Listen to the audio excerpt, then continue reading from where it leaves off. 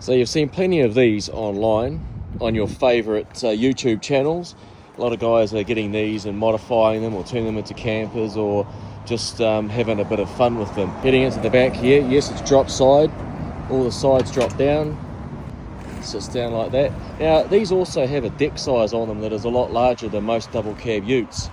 So you fit a whole lot more on these than you would on your Ford Ranger or your Toyota Hilux.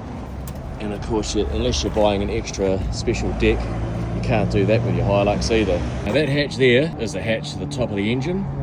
It's a service panel. Now in there's a little plastic container thing there. That is where your jack is, your jack handle. And then there's easy access to your radiator coolant there. It's underneath the passenger seat, which is easy as just unflipping this here and away you go. Yes, those are 12-inch wheels. They come with Yokohama tyres.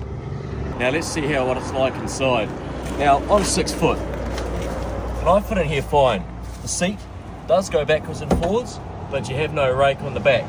That's okay, I'm not cramped. My knees aren't pressing up against the steering wheel. Plenty of headroom. So I've found with the manuals, sometimes you do have a little bit of space issue around your leg, so you're technically having to put the clutch on and move your leg out sideways. Automatic, beauty.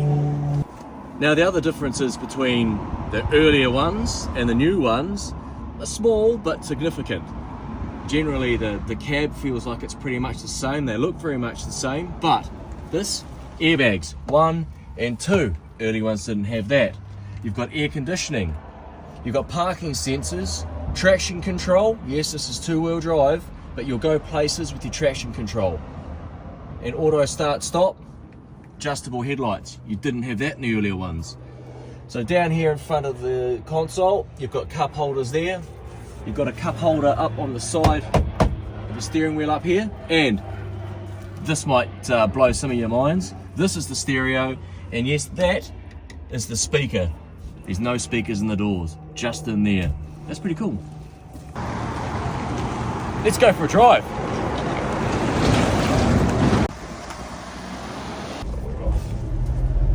Let's go. So we're about to hit the open road. Some say these things might be no good on the open road. Some people don't know.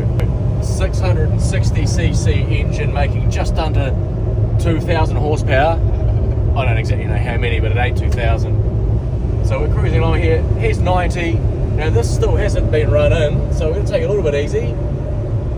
But you're going to cruise along at 100 kilometers an hour in this, which is the legal limit, all day long. Everything's all at arm's length. No reaching over because it's such a small truck. Everything's at hand. If you've got a cigar, the road flare comes in handy to light that. Don't try that at home.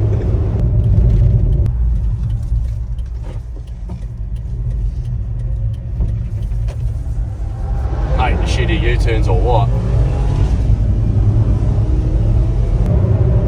Cruising along the rural outskirts of the Manawatu, heading towards Sanson in your 660cc K truck.